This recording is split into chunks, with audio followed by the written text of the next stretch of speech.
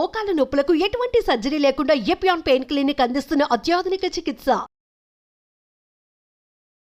నమస్తే రమగారు. నమస్తే జయ. రమగారు, మనకి రైటరు అడపా చిరంజీవి గారిది వజ్రాల దీవి నుంచి మంచి మంచి స్టోరీస్ చెప్తా ఉన్నారు. ఇంకోటి ఏదైనా ఉందండి? వజ్రాల దీవిలోనే ఒక కథ ఉంది, మాట్లాడే కోతి మాయ తివాసి. కోతి మాట్లాడుతుంది, తివాసి మాయ తివాసి. బాగుంటుంది కథ. మీరు వజ్రాల దీవి పుస్తకం కనుక సంపాదిస్తే అందులోనే నేను చెప్పే కథ ఉంది. బ్రీఫ్గానే కథ చెప్తాం మనం తప్పకుండా. ఈ పుస్తకాలని, చిరంజీవి గారి పుస్తకాలని క్లాసిక్ బుక్స్ వాళ్ళు ప్రింట్ చేశారు. వాళ్ళకి ఫోన్ చేసినా, మనం మెసేజ్ చేసినా ఆన్లైన్ వాళ్ళ నెంబర్ దొరికేస్తుంది. చక్కగా పుస్తకాలు తెప్పించుకోవచ్చు, హ్యాపీగా చదువుకోవచ్చు. చక్కటి భాష, సింపుల్గా కావాలి కథలు చక్కగా ప్రజెంట్ చేసేస్తారు. అందులోంచి ఈ కథ చెప్పుకుందాం. పూర్వమట విచిత్రపురంలో ఒక భార్యాభర్త ఉండేవారు. వీళ్ళకి జయసింహుడు అని ఒక కుమారుడు ఉన్నాడు. ఆ కాలంలో ఏంటంటే ఆయన కొంచెం జమీందారీ అది ఉండేది. ఈయన కొంచెం దానాలు ధర్మాలు అలాంటివి ఎక్కువ. ఏవో వ్యాపారాల్లో పెట్టుబడులు పెట్టి అట్లా పోయి క్రమంగా కుమారుడు పెద్ద అయ్యేసరికి ఆస్తిపాస్తులన్నీ పోగొట్టుకున్నారు వాళ్ళు. తండ్రి కూడా ధర్మభూపతి లాంటి పేరు, ఈశ్వరమ్మ గారు వారి భార్య పేరు. వాళ్ళకి ఆయన ఆరోగ్యం పెద్దగా ఉండేది కాదు. పిల్లవాడు పెద్దవాడు అవుతుంటే, నాయన నీకు అన్యాయం చేశాను అలా బాధపడుతూ ఉండేవారు. పిల్లాడి చేతికి వచ్చేనాటికి ఆయన కాలం చేశాడు. తల్లి కొడుకు ఉండిపోయారు.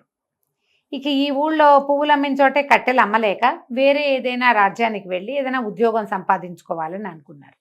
ఈ జయసింహుడు మంచి బలశాలి అయిన కుర్రాడు. సో యుద్ధ విద్యలు అవి కొంత తెలిసినవాడు, నేర్చుకున్నాడు. మరి ఎవరి దగ్గర ఒక వ్యాపారస్తుడి దగ్గర చేరి పనిలో చేరాడు. కానీ ఇంక ఈ ఊళ్ళో ఉండబుద్ధి తండ్రి కాలం చేశాక. ఎప్పటిదో తన చిన్నప్పటిది ఒక బంగారు వస్తువు ఒకటి ఉంటే దాన్ని ఒక వ్యాపారస్తుడి దగ్గర అమ్మి కొంత డబ్బు చేసి అది తల్లి చేతిలో పెట్టి, అమ్మ ఓ 2-3 నెలలు 6 నెలల సమయం తీసుకుని, కొంత సమయం తీసుకుని ఉద్యోగం ఏదైనా సంపాదించుకుని వస్తాను. ఈ రాజ్యంలో మనకి పనులు పుట్టవు, ఇంకో రాజ్యం ఏదైనా చూసుకుని వస్తానని తల్లిని ఈ డబ్బుతోటి నువ్వు ఇల్లు గడుపుకో, నేను రాకపోతే నువ్వు కూడా ఏ దాసీత్వమో చేపట్టాల్సి వస్తుంది, నన్ను క్షమించమని తల్లికి చెప్పుకున్నాడు. తల్లిని వదిలిపెట్టి ఈ కుర్రాడు ఇంకో రాజ్యానికి బయలుదేరాడు. తల్లి ఏదో కొంత ఆహారం ఇచ్చింది, ఉన్న ఆహారం 2-3 రోజులు తిన్నాడు. తర్వాత ఇంకా అడవులు, పైగా ఆ కాలంలో ఏంటంటే ఊళ్ళ మధ్య అడవులు, రాజ్యాల మధ్య అంతా అడవులే. ఇంకో రాజ్యాన్ని చేరాలంటే వెళ్ళాలిగా. ఈ ప్రయాణంలో ఇతను అడవిలో 1-2 రోజులు నిద్ర చేశాడు.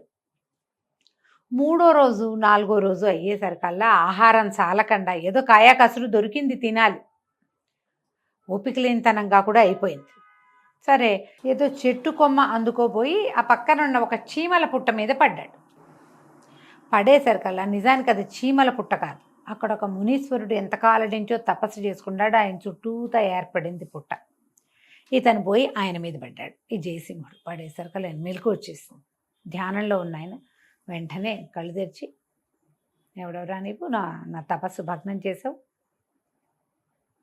వానరుడుగా మారిపోవు, పగలు నరుడుగా సాయంత్రం వానరుడుగా ఈ అడవుల్లో తిరుగుతూ ఉండు, నువ్వు మనిషిగా ప్రవర్తించలేదు కాబట్టి అని శపించేశాడు. ఇవాళ అలా ఏడ్చాడు జయసింహుడు. ఆయన కాళ్ళు పట్టుకున్నాడు. నేనేదో జీవిక కోసం, జీవనభృతి కోసం ఈ అడవిలోకి వచ్చాను, అసలు మీరున్నట్టు కనపడలేదు, సాధారణ పుట్టగానే భావించాను, నేను మీ మీద పడతానని అనుకోలేదు, ఇప్పుడు నా జీవితం ఎటు కాకుండా అయిపోయింది, తల్లిని వదిలిపెట్టి వచ్చాను అని పదే బతిమలాడుకుని దుఃఖించాడు. దుఃఖిస్తే ఈయన ఏమన్నాడు, ఈ శాపం మరల్చలేను, కాలాంతరంలో నీకు శాపం దానంతట అదే పోతుంది, పగలు మనిషిగా ఉంటావు, సాయంత్రం అయ్యేసరికి కోతికి వానరుడిగా మారిపోతావు నువ్వు, కాకపోతే నువ్వు వినగలవు, మాట్లాడగలవు, కోతి లాంటి ప్రవర్తన ఉండదు నీకు, మనిషిలాగానే ప్రవర్తిస్తావు కానీ కోతి అని చెప్పాడు. ఒక కొద్ది రోజులు అక్కడక్కడే తిరిగాడు. ఆ సమయంలో ఏమైందంటే ఇతను ఆ అడవిలోంచి తిరుగుతూ ఉండగా ఈయనకి ఒక స్వామీజీ కనపడ్డాడు. ఈ అడవిలో ఉంటూ పరమేశ్వరుని ధ్యానించుకోమని చెప్పి వెళ్ళిపోయాడు ఆయన. ఇతను ఇక్కడే ఉండిపోయాడు అడవిలోనే. ఏదో దొరుకుతుంది అవకాశం. ఇలా ఉండగా ఏమైంది, ఈ అడవిలో ధ్యానం చేసుకుంటూ ఉండగా ఒక స్వామీజీ కనపడ్డారు. ఈ స్వామీజీ ఎవరైనా, ఈయన ముకుంద స్వామి అని ఒక యోగి. ఆయన ఎంతకాలమో తపస్సు చేసుకుని ఆయనకి తీర్థయాత్రలు చేయాలని సంకల్పం కలిగి తన తపశ్శక్తితోటి ఒక మాయ తివాసిని చేసుకున్నారు. భగవంతుడి ప్రసాదంగా ఆయనకు లభించింది. ఆ తివాసి మీద ఎక్కి ఆయన మొత్తం అన్ని క్షేత్రాలు తిరిగారు. తిరిగి ఇటువైపు వస్తుంటే ఆ అడవిలో పైనుంచి ఆయనకి ఏం కనపడింది? ఆకాశ మార్గాన ప్రయాణిస్తుంది ఆ తివాసి. ధ్యానం చేస్తున్న కోతి కనపడింది. ఆయన ఆశ్చర్యపోయి కిందకు వచ్చి ఇతన్ని పలకరించాడు. ఎవరు నాయనా నువ్వు, కోతి ఈ రూపంలో ఉన్నావు అని అడిగేసరికల్లా అప్పుడు ఈ జయసింహుడు తన కథ అంతా చెప్పాడు. నేను ఇట్లా పగలు మనిషిగా ఉంటాను, సాయంకాలం కోతిగా మారుతున్నాను. కాలాంతరంలో ఎప్పుడో నాకు ఇది పోతుంది. అప్పటిదాకా పరమేశ్వరుడి ధ్యానం చేయమన్నారంటే పరమేశ్వరుడే నన్ను ఇక్కడికి రప్పించాడు. నాయన ఈ తివాసి తీసుకో, నువ్వు దీన్ని వాడుకో, నీ దగ్గర ఉంచు అని చెప్పి ఆయన తివాసిని ఈ కోతి స్వరూపంలో ఉన్న అబ్బాయికి ఇచ్చాడు. పగలల్లా ఇతను తివాసి మీద ఎటైనా తిరగచ్చు, మనిషి రూపంలో ఉంటుంది. కోతిగా మారినప్పుడు దాన్ని దాచిపెట్టుకోవచ్చు. అతని మాట వింటుంది. ఈ తివాసి వేరే వాళ్ళు ఎవరు ఎక్కలేరు, దొంగిలించలేరు. ఎందుకంటే ఈయన తివాసిని మన చెట్టుకొమ్మల్లోనూ అక్కడ పెట్టి ఎక్కడికైనా వెళ్తే ఆ తివాసి బ్రహ్మరాక్షసిగా మారి వాళ్ళని భయపెడుతుంది, జనాలు ఎవరన్నా దాన్ని ముట్టుకుంటే. ఇతడికి తప్ప ఇంకెవరికి ఇది పనిచేయదు, వాళ్ళకి తివాసీలాగా కూడా కనపడుతుంది అని ఒక వరంలాగా ఈ తివాసీని జయసింహుడికి అప్పచెప్పాడు.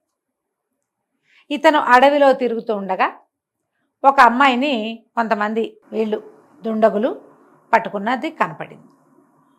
వీళ్ళేమిటి బందిపోటు దొంగలు. ఒక అమ్మాయిని పట్టుకున్నారు, ఒక రాజకుమార్తెని. అమ్మాయికి ఏంటంటే వివాహం సమయంలో ఎత్తుకొచ్చేసారు. పెళ్లికూతురు గుంపు వెళ్తుంటే వీళ్ళు పట్టుకున్నారు దొంగలు. ఇప్పుడు ముందంతా నగలు గీగలు తీసేసుకుని తర్వాత అమ్మాయి బాగుంది కదా, మాలో ఎవరో ఒకరిని పెళ్లి చేసుకోమని ఆ పిల్లని బలవంత పెడుతున్న సమయానికి ఇతను అక్కడికి వెళ్ళాడు. తివాసీని చెట్టు మీద పెట్టి అతను పిలిస్తే వస్తుంది. వెళ్ళి నేను మీకు ఇది చెప్తాను, న్యాయం చెప్తాను, నలుగురు ఉన్నారు కదా, ఎవరో ఒకళ్ళు పెళ్లి చేసుకోవాలి ఈ అమ్మాయిని. ఇప్పుడు నేను ఇక్కడే నుంచుంటా, మీరు ఆ చెట్టు మీద ఉన్న ఆ పువ్వు ఎవరు ముందు కోసుకొస్తే వాళ్ళు ఈ పిల్లని పెళ్లి చేసుకుందరు. కానీ వాళ్ళ మధ్యలో జడ్జి పోస్టు వహించి తను నిలబడి వాళ్ళు నలుగురిని పరిగెత్తనిచ్చి తివాసిని పిలిచి ఈ అమ్మాయిని తివాసి మీద ఎక్కించి తీసుకెళ్ళి తండ్రికి అప్పచెప్పాడు. కొంచెం ఆ అమ్మాయిని వివాహం చేసుకోమన్న హింట్ వాళ్ళు ఇచ్చారు. కానీ ఇతను వేరే వాళ్ళకి పెళ్ళికి కుదిర్చిన పిల్లని నేను ఎట్లా చేసుకుంటాను, నేను ఎట్లా పెళ్లి చేసుకుని ఆయన మా అమ్మాయిని ఎవరు తీసుకొస్తారో వాళ్ళకి 1,00,000 వరహాలు ఇస్తానన్నాను, 1,00,000 వరహాలైనా తీసుకెళ్ళిన ఆయన అని ధనపు రాసులు మూటగట్టి చేతులు పెట్టాడు. ధనం తీసుకున్నాడు. మరి డబ్బు వచ్చింది, ఇప్పుడు తల్లిని తీసుకెళ్ళచ్చు. అక్కడి నుంచి ఏం చేశాడు, తివాసీతో సహా తన ఊరు వెళ్ళిపోయి ధనాన్ని ఓ పక్కన దాచిపెట్టి తల్లికి అది కనపడకుండా ఓ బండి ఎక్కి ఊళ్ళోకి వెళ్ళినట్టు వెళ్ళి తల్లిని వెంబడి పెట్టుకుని తీసుకొచ్చి ఈ ఊరు తీసుకొచ్చుకున్నాడు. వేరే ఊరికి మారిపోయారనమాట, ఆ ఊళ్ళో ఉండకుండా ఈ కొత్త ఊర్లోకి ప్రవేశించారు. వీళ్ళు వెళ్ళిన నగరం మహేంద్ర నగరం.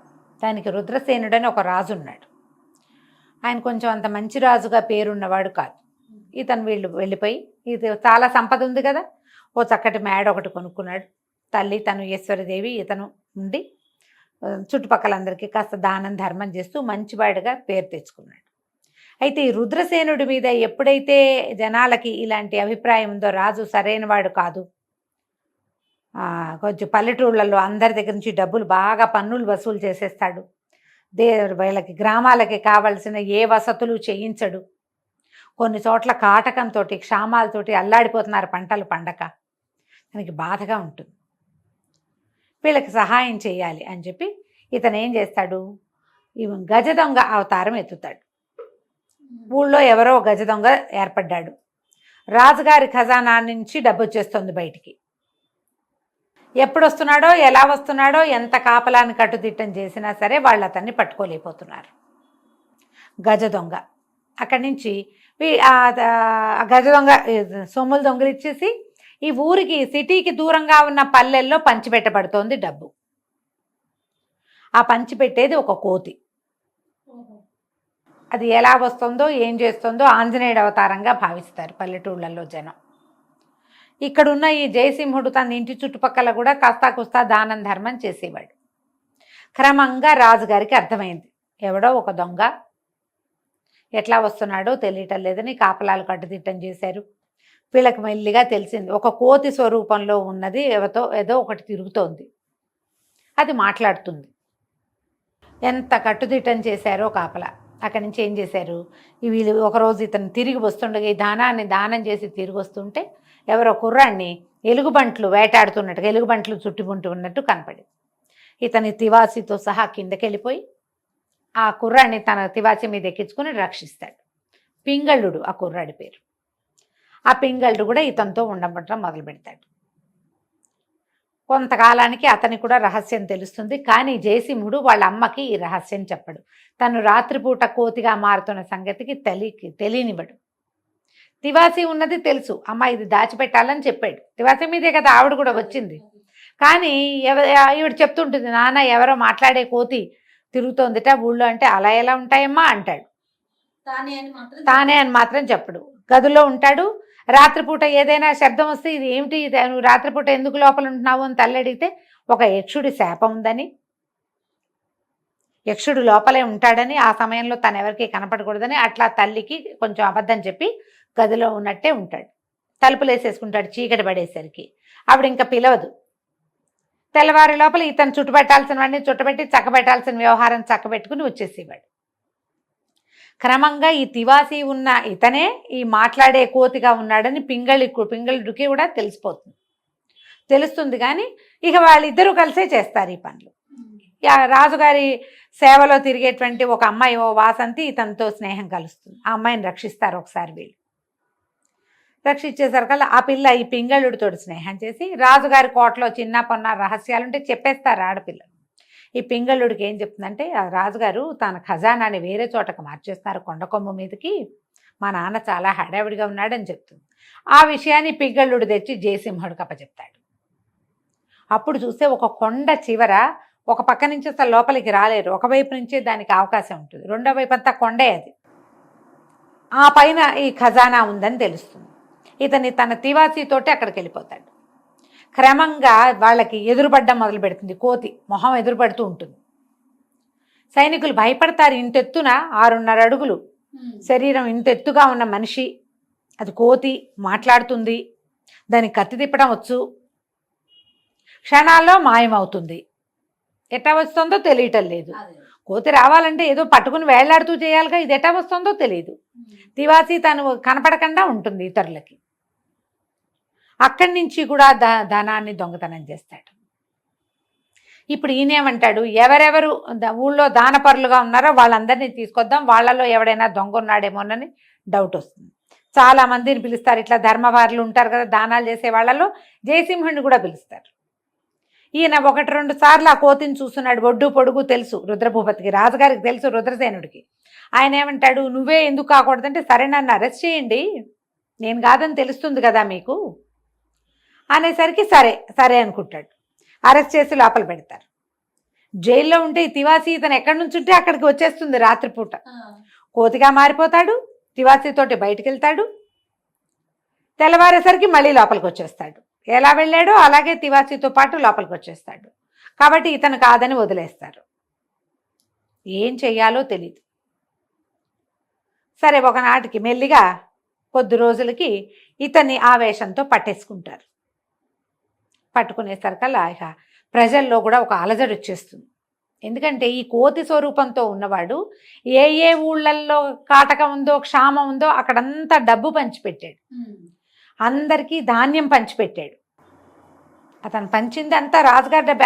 రాజుగారి డబ్బు అంటే రాజు ఎక్కడి నుంచి సంపాదిస్తాడు, ప్రజలదే కదా, పన్నుల రూపంలో వాళ్ళ డబ్బే వాళ్ళ దగ్గర చేరుతుంది. ప్రజల్లో కూడా ఒక గొడవ వచ్చేస్తుంది. ఈ పట్టుకున్న వాడిని వదిలేయాల్సిందేనని రాజు మంత్రి చాలా ఆలోచిస్తారు. కానీ ఇక్కడ కుదరదు, ఇతను ఉరిదీస్తామంటారు. తను పట్టేస్తారు. పట్టేసేసరికి ప్రజలు తిరుగుబాటు చేసేస్తారు. తిరుగుబాటు చేస్తే అతన్ని దింపేస్తారు రాజుని. జయసింహుడే మాకు రాజు కావాలంటే జయసింహుడు చెప్తాను, నేను శాపగ్రస్తుడిని అంటే, అయినా సరే పగలు మనిషిగా ఉండి రాత్రి కోతిగా ఉన్నా పర్వాలా. ఇప్పుడు కోతిగా ఉంటే కోతిది ఎలాంటి బుద్ధి, కానీ ఇతనిది ఎలాంటి బుద్ధి, ధర్మపరుడుగా ఉన్నాడు. సహజంగా అతను ఎలాంటి వాడో, ఒక జంతువుగా వనేచరుడుగా మారినా కూడా అలానే ఉన్నాడు. కాబట్టి నాకు ఇతను వీళ్ళే రాజు కావాలని వాడు చాలా పట్టుపడతారు. సరే ఇతనికితో వివాహానికి కూడా ఒక పెళ్లి కూతురు కూడా తయారవుతుంది. ఇక దొంగలు ఎత్తుకుపోయిన కొంతమంది అమ్మాయిల్ని రక్షిస్తాడు. అందులో ఒక పిల్లని ప్రేమిస్తాడు. ఆ పిల్ల తనతో పెళ్లికి కూడా సిద్ధపడుతుంది.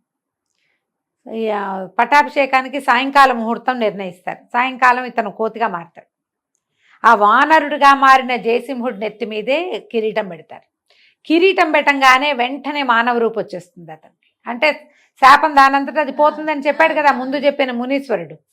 అప్పుడు ఈయన ముకుంద స్వామి తిరిగి వస్తాడు. వచ్చి, నాయన నీ గొప్పతనం నాకు అర్థమైంది, నేను ఇచ్చిన తివాసీతోటే నువ్వు ఇవన్నీ సాధించగలిగావు అని చాలా మెచ్చుకుంటాడు. ఇప్పుడు ఇంత ఒక రాజ్యంలో క్షామాన్ని కాటకాన్ని వాటన్నిటినీ సరిచేసి ఓ రాజుని సరిచేసి రాజుని మంత్రిని అరెస్ట్ చేస్తారు, ప్రజలంతా చావగొడతారు, కానీ తను ఒప్పుకోడు. మీరు కష్టపడి పని చేయండి, రైతు కష్టం ఏమిటో మీకు తెలియాలని వాళ్ళనేమో పనులలో ప్రవేశపెడతాడు. వాళ్ళకి ఏం శిక్ష వేయడు, పని చేయాలంతే. అక్కడి నుంచి వివాహం చేసుకుంటాడు. ఆయన ఏం చెప్తాడంటే, తివాసీని నీ దగ్గరే ఉంచు, పూజామందిరంలో భద్రపరచు, నీకు ఇప్పుడు నీ జీవితానికి దాని అవసరం లేదు, ఎప్పుడైనా అవసరపడితే తప్పకుండా వాడుకో, అది నీతో పాటే ఉంటుందని చెప్పి ఆ తివాసీని అతనికే అప్పచెప్పేస్తాడు. ఆయన తీసుకెళ్ళాడు ముకుంద స్వామి. తర్వాత కొంతకాలం హాయిగా ఉంటారు. పింగళుడిని కూడా స్నేహితుడు ఉన్నాడుగా, అతన్ని కూడా ఒక చిన్న మంత్రిని చేస్తాడు, వివాహం చేస్తాడు, కలిసి ఉంటారు హాయిగా. మళ్ళీ కొంతకాలానికి ఊళ్ళల్లో ఎక్కడో గొడవలు అవుతున్నాయని వార్తలు వచ్చేసరికి తివాసీని మళ్ళీ బయటికి తీసి స్నేహితులిద్దరూ తివాసీ ఎక్కి వెళ్ళి అక్కడ పరిస్థితులను చక్కదిద్దటానికి వెళ్తారు. ఒక సాధారణ జమీందారి వారసుడైన కుర్రాడు ఆస్తులన్నీ పోగొట్టుకుని చివరికి భగవత్ సహాయంతో తన మంచి ధర్మబుద్ధితోటి ఒక రాజ్యానికి వచ్చిన ఆపదలన్నిటినీ సెట్ చేసి రాజ్యానికి రాజు అయిన ఈ మాట్లాడే కోతి మాయ తివాసీ కథ నేను బ్రీఫెస్ట్గా చెప్పాను. మీరు ఎలాబరేట్గా చదువుకోవచ్చు. క్లాసిక్ బుక్స్ నుంచి వజ్రాల దేవి పుస్తకం తెప్పించుకోండి, మీకు అందులో 5-6 కథలు ఉంటాయి. చాలా మంచి మంచి కథ, మంచి కథలు అన్నీ చక్కగా చదువుకోవచ్చు, పిల్లలకి చెప్పచ్చు, తప్పకుండా బ్రహ్మాండంగా ఉంటాయి. కథ కంచికి మనం ఇంటికి. చాలా బాగుంది రమ్మగారు. నమస్తే. నమస్తే.